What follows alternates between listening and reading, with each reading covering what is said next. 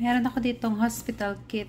So, mag-haul tayo kung ano meron sa loob. So, andito pala ako sa Manuel J. Santos Hospital dito sa Butuan City. So, isa ito sa laman na thermometer. Actually, nagamit na to sa akin nung chinek yung temperature ko.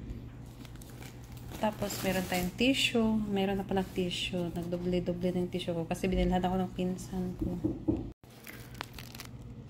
Tapos, po tayo siya utensils, toothbrush, tapos toothpaste, face towel, o baso or glass.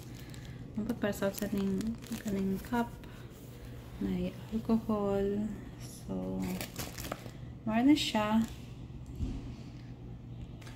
So, for short, mga basic needs sa patient upon admission ang nasa hospital kit.